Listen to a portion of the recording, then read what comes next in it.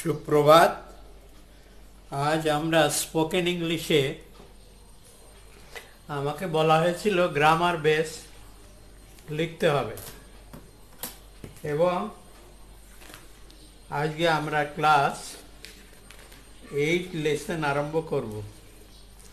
8-এর প্রথম লেসন হচ্ছে use of direct and indirect speech and use of complex and compound sentences.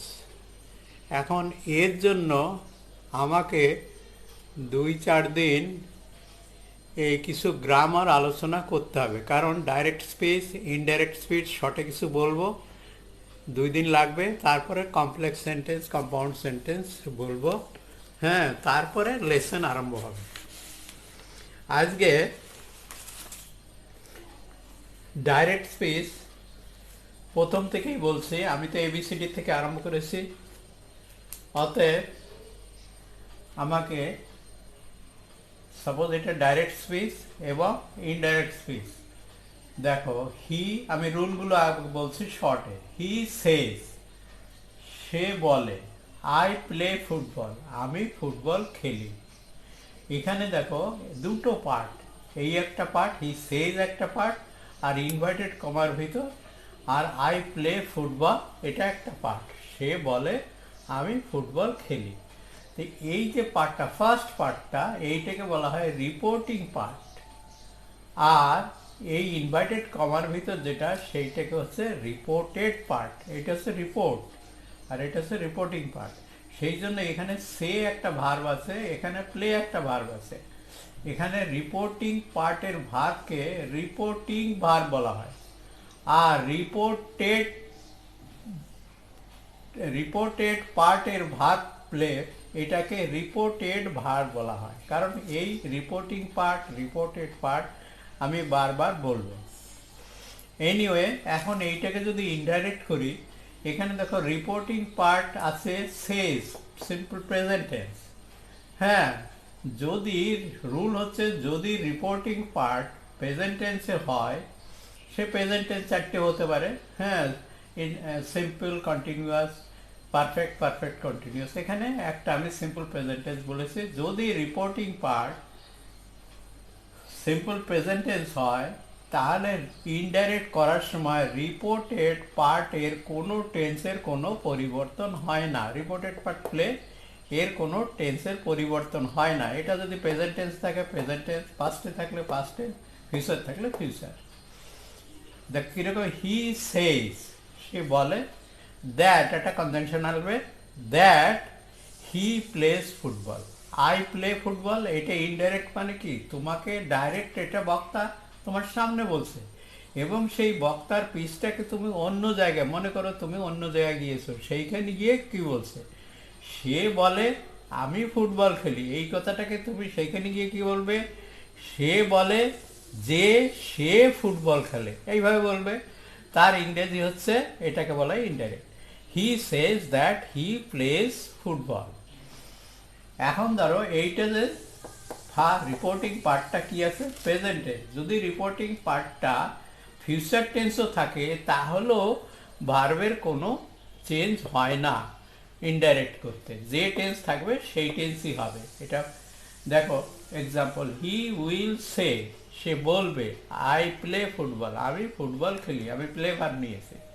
He indirect করলে he will play that he plays football, সে বলবে যে আমি football খেলি, তাহলে অন্য জায়গায় গিয়ে বলবে হি প্লেস ফুটবল।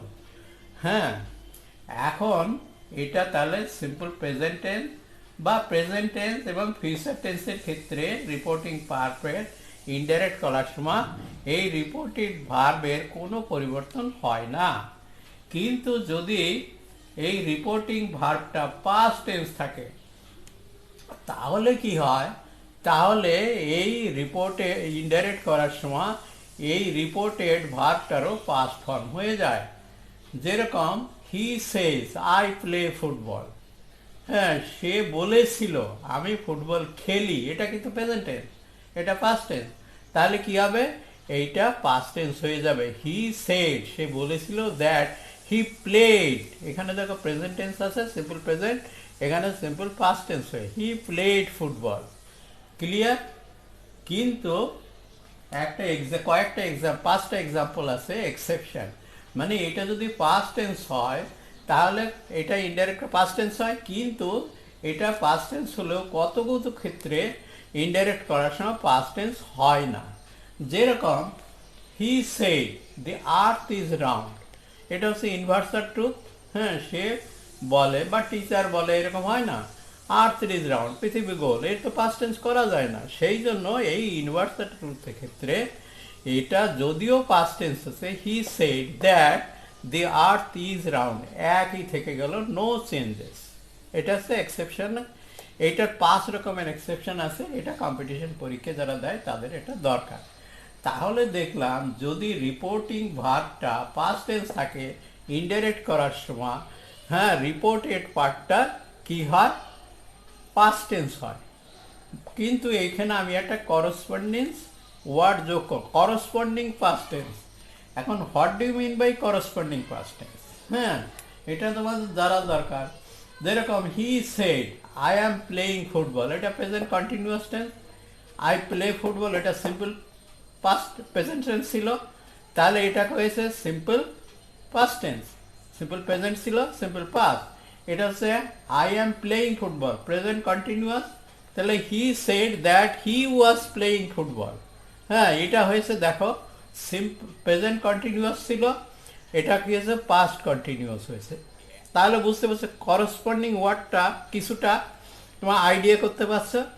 হ্যাঁ, তাহলে এই করসপন্ডিং মানে কি, ধরো যদি সিম্পল প্রেজেন্ট টেন্স থাকে এখানে, তাহলে কি হবে, ইনডাইরেক্টলি সিম্পল পাস্ট টেন্স হবে। প্রেজেন্ট কন্টিনিউয়াস যদি থাকে, এটা প্রেজেন্ট কন্টিনিউয়াস হবে কি, এটা পাস্ট কন্টিনিউয়াস। এরকম প্রেজেন্ট পারফেক্ট যদি এখানে থাকে তাহলে কি হবে, ইনডাইরেক্টলি পাস্ট পারফেক্ট হবে। প্রেজেন্ট পারফেক্ট কন্টিনিউয়াস এখানে যদি থাকে ডাইরেক্টে, তাহলে এইখানে হবে পাস্ট পারফেক্ট কন্টিনিউয়াস।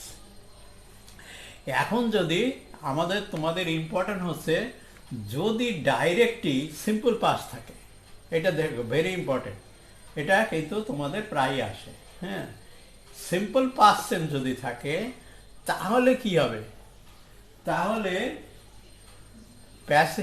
ইনডাইরেক্ট করতে পাস্ট পারফেক্ট টেন্স হবে, বুঝেছো? আবার ডাইরেক্টলি পাস্ট কন্টিনিউয়াস যদি থাকে তাহলে কি হবে, পাস্ট পারফেক্ট কন্টিনিউয়াস হবে। কিন্তু ডাইরেক্টে যদি পাস্ট পারফেক্ট থাকে তাহলে কোনো চেঞ্জ হবে না, ইনডাইরেক্টও পাস্ট পারফেক্ট হবে। আবার যদি পাস্ট পারফেক্ট কন্টিনিউয়াস যদি ডাইরেক্টে থাকে তাহলে ইনডাইরেক্টে পাস্ট পারফেক্ট কন্টিনিউয়াস থাকবে। এখন দেখো তাহলে এইটা তুমি কি করে মনে রাখবে? মনে রাখবে আমরা নাম্বার দিয়েছি, ধরো করসপন্ডিং মনে রাখার সিগন্যাল, তাহলে 1 নাম্বার মানে সিম্পল প্রেজেন্ট থাকলে simple past, simple present continuous থাকলে 2 নাম্বার থাকলে 2 নাম্বার মানে পাস্ট কন্টিনিউয়াস, 3 নাম্বার থাকলে 3 নাম্বার মানে present perfect past perfect, 4 number থাকলে 4 নাম্বার মানে এটা হচ্ছে পাস্ট, এটা প্রেজেন্ট। আর যদি ডাইরেক্টে তোমার 1 নাম্বার মানে পাস্ট সিম্পল পাস্ট যদি থাকে তাহলে একটা ছেড়ে এই 3 নাম্বার হবে, তার মানে পাস্ট পারফেক্ট হবে। আর যদি পাস্ট কন্টিনিউয়াস থাকে তাহলে একটা ছেড়ে কি হবে, পাস্ট পারফেক্ট কন্টিনিউয়াস হবে। ক্লিয়ার? এটা মনে রাখার জন্য এটা বললাম। আর কি ফিউচার টেন্সে কি হবে, ফিউচার টেন্সে শ্যাল উইলের জায়গা শুধু উড। আমি বলবো শুটের শ্যালের কি শুডও হয় উড হয়, কিন্তু এটা কনফিউশন অনেক সময়, যখন আই বসবে ইনডাইরেক্টলি তখনই শুড বসাবে, অন্য সব জায়গা উড বসাবে। হ্যাঁ, মেয়ে থাকলে মাইট হয়, ক্যান থাকলে কুড হয়, মাস থাকলে অবশ্য মাস্টই হয়। এর একটা লম্বা লিস্ট আছে, তোমরা গ্রামার বই দেখে নিও।